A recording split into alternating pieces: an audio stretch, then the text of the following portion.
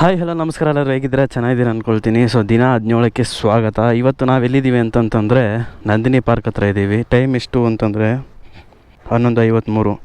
So ಇಲ್ಲೇನಪ್ಪ ಮಾಡ್ತಿದ್ಯಾ ಕೆಲಸ ಮಾಡೋದು ಬಿಟ್ಬಿಟ್ಟು ಅಂತಂತಂದರೆ ನನಗೆ ಒಂಥರ ಮೈಂಡ್ ಬೆಳಗ್ಗೆಯಿಂದ ಸ್ವಲ್ಪ ಬೇರೆ ಥರ ನಡೀತೈತೆ. ಸೊ ಅದು ಏನಾಗ್ತಿದೆ ಅಂತ ನಾನು ಹೇಳ್ತೀನಿ. ಅದಕ್ಕೂ ಮುಂಚೆ ನಮ್ಮ ಚಾನಲ್ ಸಬ್ಸ್ಕ್ರೈಬ್ ಮಾಡಿ, ಹಾಗೆ ಪಕ್ಕದಲ್ಲಿಂದ ಬೆಲ್ಲೈಕನ್ ತಪ್ಪದೆ ಆ್ಯಡ್ ಮಾಡ್ಕೊಳ್ಳಿ. ಯಾಕೆ ಅಂತಂತಂದರೆ ಇವಾಗ ನಾವು ಇಲ್ಲಿ ಬಂದಿರೋದು, ನಾವು ಬೆಳಿಗ್ಗೆ ಸ್ವಲ್ಪ ಬೇಗನೆ ಇದ್ದಿದ್ವಿ. ಸ್ವಲ್ಪ ಡ್ಯೂಟಿ ಸ್ಟಾರ್ಟ್ ಮಾಡೋಕ್ಕೆ ಸ್ವಲ್ಪ ಡಿಲೇ ಆಗೋಯಿತು. ಇಷ್ಟು ದಿನಗಳ ಕಾಲ ಏನೋ ಮಾಡ್ತಿದ್ದೆ ಅಂತಂತಂದರೆ ನಾನು ಇನ್ಕಮ್ ರಿವೀಲ್ ಮಾಡಿಲ್ಲ, ಅದು ಕರೆಕ್ಟೇ. ಬಟ್ ನಾನು ಹೋಗ್ತಿರೋಂಥ ದಾರಿ ಕರೆಕ್ಟಾಗಿದೆ, ಸರಿಯಾಗೇ ಇದೆ. ಬಟ್ ನಾನು ಮಾಡ್ತಿರೋಂಥ ಚಿಕ್ಕ ಚಿಕ್ಕ ತಪ್ಪುಗಳು ನನ್ನ ಚಾಲೆಂಜ್ಗೆ ತುಂಬ ಅಡ್ಡಿ ಆಗ್ತಿದೆ ಅನ್ನೋದನ್ನು ನಾನು ಇವಾಗ ರಿಯಲೈಸ್ ಮಾಡ್ತಾಯಿದ್ದೀನಿ. ಸೊ ಅದು ಏನು ಅಂತ ಅದನ್ನೆಲ್ಲ ಇವಾಗ ಹೇಳ್ತೀನಿ. ಹತ್ರ 17 ದಿನದಲ್ಲಿ ನಮ್ಮ ಟಾರ್ಗೆಟ್ ಇದ್ದಿದ್ದು ಒಂದಿನಕ್ಕೆ 1666 ರೂಪಾಯಿ. 1666 ರೂಪಾಯಿ ಮಾಡ್ಬೋದಿತ್ತ ಅಂತಂದರೆ, ನಾನು ದಿನಕ್ಕೆ 1666 ಮಾಡಿದ್ದೀನಿ ಅಂತಂದರೆ ನಿಜವಾಗ್ಲೂ 3 ಇಂದ 4 ದಿನದವರೆಗೂ ಅದಕ್ಕಿಂತ ಜಾಸ್ತಿನೇ ಮಾಡಿದ್ದೀನಿ. ಸೊ ಅದನ್ನೆಲ್ಲ ಹೇಳ್ಕೊಂಡಿದ್ದೀನಿ, 100% ಅಂತ ಹೇಳಿದ್ದೀನಿ. ಅದಕ್ಕೂ ಮೇಲೆ ಅಂತ ನಾನು ಹೇಳೋದಕ್ಕೆ ಹೋಗಿಲ್ಲ. ಯಾಕಂತಂದರೆ income is very important for any person. ನಾವು ಯಾವುದಕ್ಕೆ ರಿವೀಲ್ ಮಾಡೋದಕ್ಕೆ ಹೋಗ್ಬಾರ್ದು. ನನ್ನ ಅತಿಯಾದ ಒಳ್ಳೆತನವನ್ನು ಅತಿಯಾಗಿ ಬಳಸ್ಕೊತಿರೋದು ನನಗೆ ತುಂಬ ಬೇಜಾರಾಗಾಯಿತು. ಸೊ ಅದಿವಾಗ ನಾನು ಸ್ವಲ್ಪ ರಿಯಲೈಸ್ ಮಾಡಿದೆ. ಬಟ್ ಇನ್ನು ಮುಂದೆ ನಾನು ಮಾತ್ರ ಟೈಮ್ ಕೊಡಬೇಕಂತ ನಾನು ಡಿಸೈಡ್ ಮಾಡಿದ್ದೀನಿ. ಸೊ ಏನೇನು ಪ್ರಾಬ್ಲಮ್ಮು ಅನ್ನೋದನ್ನೆಲ್ಲ ನಾನು ಇವಾಗ ಏನು ಮಾಡೋಣ ಅಂತಿದ್ದೀನಿ ಅಂತಂದರೆ ಮೋಟೋ ವ್ಲಾಗ್ನಲ್ಲಿ ಕಂಟಿನ್ಯೂ ಮಾಡ್ತೀನಿ. ಸೊ ಇಲ್ಲೊಂದು ಪಕ್ಕದಲ್ಲಿ ಟೀ ಅಂಗಡಿ ಒಂದು ಇದೆ, ಅಲ್ಲೋಗಿ ಟೀ ಕುಡಿತಾ ಏನೇನು ಪ್ರಾಬ್ಲಮ್ ಇದೆ ಅನ್ನೋದನ್ನು ಎಕ್ಸ್ಪ್ಲೇನ್ ಮಾಡ್ತೀನಿ. ಬಟ್ ನಾವಿವಾಗ ಇನ್ನು ಮುಂದೆ ಇವಾಗಾದರೂ ಚೇಂಜ್ ಮಾಡಬೇಕು. ಇನ್ನು ನಮ್ಮ ಚಾಲೆಂಜ್ಗೆ 13 ದಿನ ಇದೆ. 13 ದಿನ ಇದೆ ಅಂತಂದ್ರೆ ನಮ್ಮ ಟಾರ್ಗೆಟ್ ಮುಗಿಸೋದಕ್ಕೆ ಆರಾಮಾಗಿ ಟ್ರೈ ಮಾಡಿದ್ರೆ ಆಗುತ್ತೆ. ಸೊ ಇನ್ನು ಮುಂದೆ ಕಂಟಿನ್ಯೂ ಆಗಿ ನಾನು ರಜಾ ತೊಗೊಳೋದಕ್ಕಾಗೋದೇ ಇಲ್ಲ, ತೊಗೊಳ್ಳೋದು ಇಲ್ಲ. ಯಾಕಂದರೆ ಆದಷ್ಟು ಬೇಗ ನಾನು ಚಾಲೆಂಜ್ ಮುಗಿಸಿದ್ರೇ ನೆಕ್ಸ್ಟು ನನ್ನ ಪ್ಲಾನ್ಸ್ ಏನಿದೆ, ರೈಟ್ಸ್ ಏನಿದೆ ಅದೆಲ್ಲ ಕಂಟಿನ್ಯೂ ಮಾಡೋಕ್ಕಾಗೋದು. ಸೊ ಬನ್ನಿ ಇವಾಗ ಮೋಟೋ ವ್ಲಾಗ್ ಸ್ಟಾರ್ಟ್ ಮಾಡೋಣ. ಈಗ ತುಂಬ ಕಷ್ಟ ಆಗ್ತಿರೋದು ಎಲ್ಲಿ ಅಂತಂತಂದರೆ, ಮುಖ್ಯವಾಗಿ ನಾನು ಹಾರ್ಡ್ ವರ್ಕ್ ಮಾಡೋದ್ರಲ್ಲಿ ನನಗೇನು ಕಷ್ಟ ಇಲ್ಲ. ದಿನಕ್ಕೆ 8 ಅವರಲ್ಲಿ 5 ಅವರ್ ನಿದ್ದೆ ಮಾಡಿಬೇಕಾದ್ರೆ ಉಳಿದ 19 ಅವರ್ 18 ಅವರ್ ಬೇಕಾದ್ರೆ ನಾನು ಕಷ್ಟಪಡೋಕ್ಕೆ ರೆಡಿಯಾಗಿದ್ದೀನಿ. ಸೊ ಆದರೂ ನಿನಗೇನಪ್ಪ ಪ್ರಾಬ್ಲಮ್ಮು ಅಂತಂತಂದರೆ, ನನಗೈತೆ ಕಣ್ರೆ ಪ್ರಾಬ್ಲಮ್ಮು. ಏನು ಪ್ರಾಬ್ಲಮ್ ಗೊತ್ತಾ? ಸ್ಟೋರೇಜ್ ಪ್ರಾಬ್ಲಮ್ ತುಂಬ ಐತೆ. ಏನಾಯ್ತಪ್ಪ ಸ್ಟೋರೇಜ್ ಪ್ರಾಬ್ಲಮ್ಮು ಅಂತಂತಂದರೆ, ನಮ್ಮ ಹಳೆ ವೀಡಿಯೋಸ್ನಲ್ಲಿ ಮುಖ್ಯವಾಗಿರುವಂಥ ಕೆಲವು ಪಾರ್ಟ್ಸ್ ಇರುತ್ತೆ ಗೊತ್ತಾ, ಯೂಟ್ಯೂಬಲ್ಲಿ ಅಪ್ಲೋಡ್ ಮಾಡೋಕ್ಕೆ ಆಗದಿರುವಂಥ ಕೆಲವು ಮೆಮೊರೀಸ್ಗಳಿರ್ತವೆ, ಪರ್ಸ್ನಲ್ ಮೆಮೊರೀಸ್.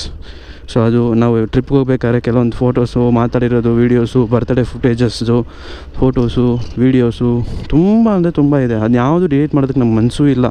ಸೊ ಅವಾಗ ಈ ಕಡೆ ಡಿಲೀಟ್ ಮಾಡೋದಕ್ಕೂ ಮನಸ್ಸಿಲ್ಲ, ಈ ಕಡೆ ಇಟ್ಕೊಳ್ಳೋಕ್ಕೂ ಸ್ಟೋರೇಜ್ ಇಲ್ಲ ಅಂದ್ಬೇಕಾದ್ರೆ ತುಂಬ ಬೇಜಾರಾಗ್ಬಿಡುತ್ತೆ. ನಾನು ಕಂಟಿನ್ಯೂ 7 ಡೇಸ್ 8 ಡೇಸು ವೀಡಿಯೋ ಮಾಡ್ಕೊಂಡು ಹೋಗ್ತಿದ್ದೆ. ಆದಷ್ಟು ನನ್ನ ಕೈಲಾದಷ್ಟು ಎಡಿಟ್ ಮಾಡಿ ಬಿಡ್ತಾಯಿದ್ದೆ.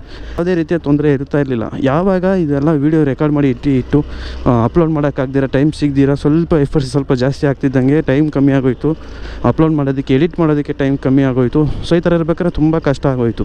ಏನು ಮಾಡೋಣ ಅಂತ ಇದ್ದೀನಿ ಅಂತಂತಂದರೆ, ಕೆಲವೊಂದು ಫುಟೇಜಸ್ ನಮ್ಮ ಹತ್ರ ಇದೆಯಲ್ಲ, ಅದೆಲ್ಲ ಬೇರೆ ಯೂಟ್ಯೂಬ್ ಚಾನಲ್ ಒಂದಿದೆ ನಮ್ಮದು. ಸೊ ಆ ಚಾನಲಲ್ಲಿ ಅಪ್ಲೋಡ್ ಮಾಡಿ ಪ್ರೈವೇಟ್ಗೆ ಇಟ್ಬಿಟ್ಟಿರ್ತೀನಿ. ಅದಕ್ಕೆ ನಾನು 17 ದಿನ ಅಂತ ಕೌಂಟ್ ಮಾಡೋದಕ್ಕಾಗೋದಿಲ್ಲ. ಸೊ ಅದಕ್ಕೆ ನಾಳೆನೂ ಕೌಂಟ್ ಆಗುತ್ತೆ. ಬಟ್ ಇವತ್ತು ನನ್ನ ಫೀಲಿಂಗ್ಸ್ ಹೇಳ್ಕೋಬೇಕಲ್ಲ ಅಂತೇಳ್ಬಿಟ್ಟು ಇವತ್ತು ನಾನು ಫೀಲಿಂಗ್ಸ್ ಹೇಳ್ಕೊತಾ ಇದ್ದೀನಿ. ಸೊ ಇವತ್ತು 17 ದಿನ ಅಲ್ಲ, ಸುಮ್ಮನೆ ಇಂಟ್ರಡಕ್ಷನ್ ಮಾಡೋಣ ಅಂತೇಳ್ಬಿಟ್ಟು ಮಾಡ್ತಾಯಿದ್ದೀನಿ. ಸೊ ಏನೇನು ಪ್ರಾಬ್ಲಮ್ ಇದೆ ಅನ್ನೋದನ್ನು ನಾವು ಲೆಫ್ಟ್ಗೆ ಹೋಗಬೇಕು. ಸ್ವಲ್ಪ ಸುತ್ತಾಕೊಂಬರೋಣ ಗಾಡೀಲಿ. ನಂಗೆ ಪ್ಲಾನ್ ಇದ್ದಿದ್ದು ಬನ್ನೇರುಘಟ್ಟಗೆ ಹೋಗಿ ಹಂಗೆ ಮಾತಾಡ್ಕೊಂಡು ಬರೋಣ ಅಂತ. ಬೇಡ, ಬನ್ನೇರುಘಟ್ಟ ಅಷ್ಟು ದೂರ, ಇವಾಗ ಸುಮ್ಮನೆ ಟೈಮ್ ವೇಸ್ಟ್ ಆಗುತ್ತೆ ಅಂತೇಳ್ಬಿಟ್ಟು ಸುಮ್ಮನೆ ಆಗ್ಬಿಟ್ಟೆ ಅದಕ್ಕೆ. ಸೊ ಪ್ಲಾನ್ ನಂಬರ್ 1 ಏನು ಅಂತಂತಂದರೆ, ನಾವು ಎಲ್ಲೆಲ್ಲಿ ತಪ್ಪು ಮಾಡ್ತಿದ್ವಿ ಅನ್ನೋದನ್ನ ಸರಿಪಡಿಸ್ಕೋಬೇಕು. ಟೈಮು ನನ್ನ ರೆಗ್ಯುಲರಾಗಿ ನಾವು ಹೋಗಿ ಟೀ ಕುಡಿಯೋಕ್ಕೆ ಒಂದು ಜಾಗಕ್ಕೆ ಹೋಗ್ತೀವಿ. ನಾನು ಹೇಳ್ತಿದ್ದೆ ನಿಮಗೆ, ರೆಗ್ಯುಲರಾಗಿ ಒಂದು ಸ್ಪಾಟಿಗೆ ಸಿಗ್ತೀವಿ, ಮಾತಾಡಿಕೊಂಡು 1 ಅವರ್ 2 ಅವರ್ ಜಾಲಿಯಾಗಿರ್ತೀವಿ ಅಂತ. ಕೆಲವು ದಿನ ಆದಮೇಲೆ ಅದನ್ನ ನಿಲ್ಲಿಸ್ಬಿಡೋಣ ಅಂತ ಇವಾಗ ನನ್ನ ಪ್ರೆಸೆಂಟ್ ಪ್ಲಾನ್ ಇದೆ. ಯಾಕೆ ಅಂತಂತಂದರೆ, ಅದರಿಂದನೇ 1 hour 2 hour 3 hour time waste ಆಗೋದ್ರಿಂದ ನಾನು ಯಾಕೆ ಅಲ್ಲಿ ಟೈಮ್ ಸ್ಪೆಂಡ್ ಮಾಡಬೇಕು ಅಂತ ನನಗನ್ನಿಸ್ತೈತೆ. ಈ ಸ್ವಲ್ಪ ದಿನ ಅಲ್ಲ, ಎಡಿಟಿಂಗ್ ಮಾಡಿಕೊಂಡು ವೀಡಿಯೋ ಅಪ್ಲೋಡ್ ಮಾಡಿದ್ರೆ ಸ್ವಲ್ಪ ಕಾನ್ಸಂಟ್ರೇಷನ್ ಇದ್ದರೆ ಅದು ತುಂಬ ಹೆಲ್ಪ್ಫುಲ್ ಆಗುತ್ತೆ. ಆ್ಯಂಡ್ 3ನೇ ವಿಷಯ, ಮುಖ್ಯವಾದಂಥ ವಿಷಯ ಏನು ಅಂತಂತಂದರೆ, ನಮಗೆ ಇನ್ಕಮ್ ಹೇಗೆ ಅರ್ನ್ ಮಾಡಬೇಕಂತ ಗೊತ್ತಿಲ್ಲ. ನಾರ್ಮಲಾಗಿ ನಾನು ಕೆಲ್ಸಕ್ಕೆ ಹೋಗ್ತೀನಿ, ಮನೆಗೆ ಬರ್ತೀನಿ, ಅಷ್ಟೇ ಇರ್ತಾಯಿರಲಿಲ್ಲ ಅವಾಗ. ಇವಾಗ ಏನು ಮಾಡಬೇಕು ಅಂತಂದರೆ, ಅದನ್ನ ವೀಡಿಯೋ ಮಾಡಬೇಕು. ಅದಲ್ಲದೆ ದಿನಕ್ಕೆ ಇಷ್ಟು ಟಾರ್ಗೆಟ್ ಅಂತ ಬೇರೆ ಇಟ್ಟಿದ್ದೀವಿ. ಸೊ ಆ ಟಾರ್ಗೆಟ್ನ ನಾವು ಚೇಂಜ್ ಮಾಡಿ ಹಿಡಿಬೇಕು ಅಂತಂದರೆ ಸ್ವಲ್ಪ ಸಮಯ ತಗೊಳ್ಳುತ್ತೆ. ಸೊ ಸ್ಟಾರ್ಟಿಂಗಲ್ಲಿ ನಾನು ಏನು ಮಾಡ್ತಿದ್ದೆ ಅಂತಂತಂದರೆ, ರ್ಯಾಪಿಡೋ ಮಾಡೋಣ, ಸ್ವಿಗ್ಗಿ ಮಾಡೋಣ, ಮತ್ತು ಪೋಟ್ರ್ ಮಾಡೋಣ. ಫಸ್ಟ್ ಚಾಲೆಂಜ್ ಸ್ಟಾರ್ಟ್ ಮಾಡಬೇಕಾದ್ರೆ ನನಗೆ ಮುಖ್ಯವಾಗಿ ಅದು ಸಖತ್ತಾಗಿ ಹೋಗ್ತಿತ್ತು. ಎಷ್ಟು ಅಂದರೆ ಫಸ್ಟ್ ಚಾಲೆಂಜ್ ತುಂಬ ಚೆನ್ನಾಗಿ ಹೋಗ್ತಿತ್ತು. ಆ ಥರ ಫೈರಾಗಿ ಮಾಡ್ತಾಯಿದ್ವಿ. ಆ ಚಾಲೆಂಜಿನ ಅಲ್ಲಿಗೆ ನಿಲ್ಲಿಸಿ ಊರಿಗೆ ಹೋಗಿ ಬಂದೆ. ಮತ್ತು ಆ ಚಾಲೆಂಜ್ ನನಗೆ ಆ್ಯಸ್ ಎ ಫೇಲ್ಯೂರ್ ಆಗಿ ನಿಲ್ಲಿಸಬೇಕು ಅಂತ ನನಗೆ ಮನಸ್ಥಿತಿ ಇಲ್ಲ. ಇವಾಗ ಫೇಲ್ಯೂರ್ ಆದರೂ ನಾನು ತಲೆ ಕೆಡಿಸ್ಕೊಳ್ಳೋದಿಲ್ಲ, ಮತ್ತೆ ಇನ್ನೊಂದು ಸಲ ಟ್ರೈ ಮಾಡ್ತೀನಿ. ಯಾವಾಗ ಫೇಲ್ಯೂರ್ ಆದರೂ ಪರವಾಗಿಲ್ಲ, ಮತ್ತೆ ಇನ್ನೊಂದು ಸಲ ಟ್ರೈ ಮಾಡ್ತೀನಿ.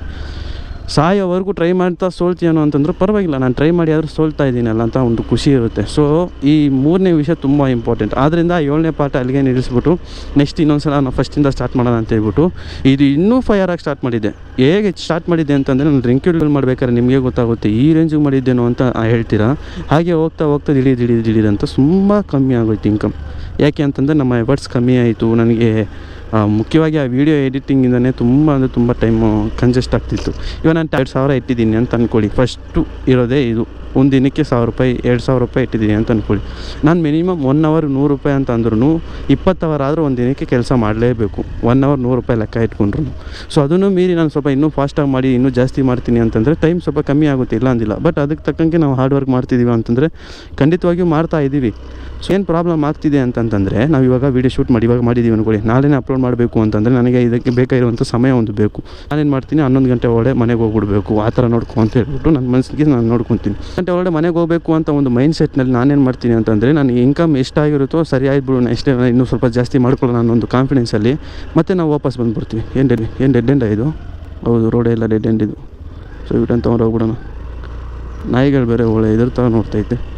ಒಂದೊಂದು ದಿನ 2,000 ರೂಪಾಯಿ ಕೊಡ್ತಾನೆ, 1,000 ರೂಪಾಯಿ ಕೊಡ್ತಾನೆ. ಆ ಥರ ಇನ್ಸೆಂಟಿವ್ ಮೇಲೆ ನಾವು ಬೇಸರದ ಮೇಲೆ ತುಂಬ ಚೆನ್ನಾಗಿ ಇನ್ಕಮ್ ಮಾಡ್ಬೋದು. ನಾನೇನು ಮಾಡ್ತಿದ್ದೆ, ಒಂದೊಂದು ದಿನ 800 ರೂಪಾಯಿ ಮಾಡ್ಕೊಂಡು ಮನೆಗೆ ಹೋಗಿದ್ದಿದ್ದೆ, 900 ರೂಪಾಯಿ ಮಾಡ್ಕೊಂಡು ಹೋಗಿದ್ದೆ. ನಾವು ಇವಾಗ ಚಾಲೆಂಜ್ ಮಾಡ್ತಿದ್ವಿ, 800 ರೂಪಾಯಿ 900 ರೂಪಾಯಿ ಎಲ್ಲೋ ಸಾಕಾಗುತ್ತೆ. ಒಂದು ಸಿಚುವೇಷನಲ್ಲಿ ಸೈದು ಮನೆಗೆ ಹೋಗಿದ್ವಿ, ನೆನಪಿದೆಯಾ? ಈ ಥರ ಮನೆ ಕೆಲಸ ಮಾಡ್ತಿದ್ದಂಗೆ ಮನೆ ಕೆಲಸ ಅವನು ಈ ಥರ ಶಿಫ್ಟಿಂಗ್ ಮಾಡಬೇಕು ಬಾರೋ ಅಂತಂದಿದ್ದ ತಕ್ಷಣ ನಾನು ಏನು ಯೋಚನೆ ಮಾಡಿದ್ರೆ ಸ್ವಲ್ಪ ಯೋಚನೆ ಮಾಡಿ ಆಯಿತು ಅವನಿಗೆ ಸ್ವಲ್ಪ ಪ್ರಾಬ್ಲಮ್ ಇದೆ ಅಂತ ಹೇಳ್ಬಿಟ್ಟು ಹೋಗ್ಬಿಟ್ಟಿದ್ದೆ. ನಾನು ಈ ಥರ ಮಾತಾಡ್ತಿದ್ದೀನಿ ಅಂತಲ್ಲ, ಬಟ್ ನನ್ನ ಚಾಲೆಂಜ್ ಇದೆಯಲ್ಲ, ನಮಗೆ ಅಂತ ಟೈಮ್ ಎಷ್ಟು ಕೊಡಬೇಕು ಅಂತ ನಾವು ಯೋಚನೆ ಮಾಡ್ತಾಯಿದ್ದೀನಿ. ಸೊ ಆ ಥರ ಇರಬೇಕಾದ್ರೆ ನಾನು ಅದನ್ನೂ ಮೀರಿ ಹೋಗಿದ್ದೆ. ಇನ್ನೊಂದು ವಿಷಯ ಇದೇ ಥರನೇ, ಮನೇಲಿ ಸ್ವಲ್ಪ ಕೆಲಸ ಇದೆ ಅಂತ ಕೇಳಿದ ತಕ್ಷಣ ನಾನು ಹೋಗಿದ್ದೆ. ನಿಮ್ಮ ಮನೆಗೆ ಹೋಗಿದ್ದ ತಕ್ಷಣ ಆ ಗಣೇಶ ಕೂರ್ಸೋಕ್ಕೆ ಹೋಗಿದ್ದೆ ನೋಡಿದ್ರೆ ಅದು ಅರ್ಧ ದಿನದಾಗೆ ನಾಕ್ಕೊಂಡೋಯ್ತು. ಅವಾಗ ಮಾಡಿದ್ದು ನಾನು 700 ರೂಪಾಯಿ ಸಮಥಿಂಗ್ ಅಷ್ಟೇ. ಸೊ ಆ ದಿನಗಳನ್ನ ನಾನು ಕೌಂಟ್ ಮಾಡಿ ಇಟ್ಕೊಂಡಿದ್ದೀನಿ. ಆ ಥರ ಲೆಕ್ಕಗಳನ್ನೂ ಬಿಟ್ಬಿಟ್ರೆ ನಾನು ಇವಾಗ ನಮ್ಮದು ದಿನ ಎಷ್ಟನೇ ದಿನ ಗೊತ್ತಾ, 14ನೇ ದಿನ ಆಗ್ತಾ ಇರಬೇಕು. ಸೊ ನನ್ನ ಮುಖ್ಯವಾದಂಥ ಮೈನ್ ರೀಸನ್ಸು. ಸೊ ಇವಾಗ ನೆಕ್ಸ್ಟ್ ನಾಳೆಯಿಂದ ಏನು ಮಾಡ್ತಿದ್ದೀನಿ ಅಂತಂತಂದರೆ, ಇವತ್ತು ನಾನು ಹೆಂಗಿದ್ರು ರಜಾ ತೊಗೊಳ್ಳೋ ಥರನೇ. ಸೊ ಇವತ್ತೇನು ಮಾಡ್ತೀನಿ, ನಾನು ಸಿಮ್ ಸ್ವಿಚ್ ಆಫ್ ಮಾಡಿ ಇಟ್ಬಿಡ್ತೀನಿ. ಸಿಮ್ ಆಫ್ ಮಾಡಿ ಇಟ್ಬಿಟ್ಟು ನಮ್ಮ ಎಡಿಟಿಂಗ್ ಏನೇನಿದೆಯೋ ಹತ್ರ ಒಂದು 4-5 3ರಿಂದ 4 ಪಾರ್ಟ್ ಆದರೂ ಇವತ್ತು ಎಡಿಟ್ ಮಾಡಿ ನಾನು ಇಟ್ಕೋಬೇಕು. ಸೊ ಯಾವುದಕ್ಕೂ ತಲೆ ಕೆಡಿಸ್ಕೊಳ್ಳೋದಿಲ್ಲ. ಇವತ್ತು ಸ್ವಿಚ್ ಆಫ್ ಮಾಡಿ ನಾನು ಫೋನ್ ಇಟ್ಕೊಂಡು ಎಡಿಟಿಂಗಲ್ಲಿ ಮಾತ್ರ ಮೈನ್ಸ್ ಕಾನ್ಸಂಟ್ರೇಟ್ ಇಟ್ಕೊತೀನಿ. ಇವತ್ತಿಂದ ಓನ್ಲಿ ಆನ್ ನಮ್ಮ ವರ್ಕ್ ಮೇಲೆ ಮಾತ್ರ ಇರಬೇಕು. ಯಾರು ಏನಂದ್ರೂ ನಾವು ತಲೆ ಕೆಡಿಸ್ಕೋಬಾರ್ದು ಕಣ್ರಿ. ನಿಮ್ಮ ಬಗ್ಗೆ ನಿಮಗೆ ಗೊತ್ತು, ನೀವು ಹೇಗೆ ಮಾಡಬೇಕಂತ ನಿಮಗೆ ಗೊತ್ತು. ಯಾಕೆ ಇವತ್ತು ಇಷ್ಟು ಓವರಾಗಿ ಮಾತಾಡ್ತಿದ್ದೀನಿ ಅಂತಂದರೆ ನನಗೆ ನನ್ನ ಸೆಲ್ಫ್ ಮೇಲೆ ಒಂಥರ ಅನಿಸ್ಬಿಡ್ತು. ಯಾಕಪ್ಪ ಇಷ್ಟು ಒಳ್ಳೆಯವನಾಗಿದ್ದು ನೀನು ಏನೋ ಒಂದು ಮಾಡಬೇಕು ಅಂತ ಇದೆಯಾ, ನಿನಗೆ ಯಾರ ಕಡೆಯಿಂದನೂ ಸಪೋರ್ಟ್ ಇಲ್ಲ, ಯಾರ ಕಡೆಯಿಂದನೂ ಒಂದು ಪುಷ್ ಇಲ್ಲ ಅನ್ಬೇಕಾದ್ರೆ ನೀನು ಸಪೋರ್ಟ್ ಮಾಡ್ಕೋಬೇಕು, ನೀನು ಹೆಲ್ಪ್ ಮಾಡ್ಕೋಬೇಕು.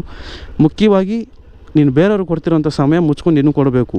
ಆದರೆ ಮುಖ್ಯವಾಗಿ ಈ ಸಮಯದಲ್ಲಿ ನೀನು ಬೇರೆಯವ್ರಿಗೆ ಸಮಯ ಕೊಡುವಂಥ ಸಮಯ ಅಲ್ಲ ಇದು ಅಂದ್ಕೊಳ್ತೀನಿ. ಅರ್ಥ ಆಗಿಲ್ಲ ಅಂತಂದರೆ ಪರವಾಗಿಲ್ಲ, ಇದು ನನಗೆ ನಾನು ಮಾಡ್ಕೊತಿರೋಂಥ ವೀಡಿಯೋ. ಬಟ್ ಹಾಗೆ ನನ್ನ ಸಿಚುವೇಶನ್ ನಿಮ್ಗೆ ಅರ್ಥ ಆಗುತ್ತೆ ಅಂತ ಅಂದ್ಕೊಳ್ತಾ ಈಗ ಮುಗಿಸ್ಕೊತೀನಿ. ಇಲ್ಲಿ ಹೆಂಗೆ ಹೋಗ್ತಾ ಒಂದು ಟೀ ಅಂಗಡಿ ಐತೆ, ಅದು ಟೀ ಕುಡ್ಕೊಂಡು ಹಾಗೆ ಮನೆಗೆ ಹೋಗೋಣ. ಮನೆಗೆ ಹೋಗಿದ ತಕ್ಷಣ ನಾನು ಅಲ್ಲಿ ಹೋಗಿ ಸ್ವಲ್ಪ ಎಡಿಟಿಂಗ್ ಕೆಲಸ ಏನೇನಿದೆಯೋ ಎಲ್ಲ ಮುಗಿಸ್ಕೊಂಡು ಮತ್ತೆ ನಾನು ನಾಳೆಯಿಂದ ಮತ್ತೆ ಕಂಟಿನ್ಯೂ ಮಾಡಬೇಕು. ನಾಳೆಯಿಂದ ಸುಮ್ಮನೆ ನಮ್ಮ ಬಾಯಿ ಕಂಟ್ರೋಲಲ್ಲಿ ಇರಬೇಕು. ಓವರಾಗಿ ಮಾತಾಡಿದ ತಕ್ಷಣ ನಾವು ಅದನ್ನ ಮಾಡೋ ಥರ ಇರಬೇಕು. ಸುಮ್ಮನೆ ಏನೇನೋ ಹೇಳ್ಬಿಡೋದು, ಏನು ಮಾಡದೇ ಇದ್ದರೆ ಅದು ತಪ್ಪಾಗ್ಬಿಡುತ್ತೆ. ಸೊ ಅದರಿಂದ ಜ್ವರ ಬಂದಾಗ ಮಾತ್ರ ಸ್ವಲ್ಪ ನೋಡ್ಕೋಬೇಕು. ಅದೆಲ್ಲ ಬರ್ದಿರ ನೋಡಿಕೊಂಡು ಸ್ವಲ್ಪ ಈ ಚಾಲೆಂಜ್ನ ಮುಗಿಸೋಣ ಅಂತ ಹೇಳ್ತಾ ಬನ್ನಿ ಇವಾಗ ಒಂದು ಟೀ ಕುಡಿಯೋಣ. ಸೊ ಹೇಳಿದ್ನಲ್ಲ ನಿಮಗೆ ಏನೇನಿದೆ ಅಂತ ಪ್ರಾಬ್ಲಮ್ಸ್ ಎಲ್ಲ. ಸೊ ಇದನ್ನೆಲ್ಲ ಇವಾಗ ನಾವು ಸರಿಪಡಿಸ್ಕೊಳ್ಳೋಂಥ ಸಮಯ.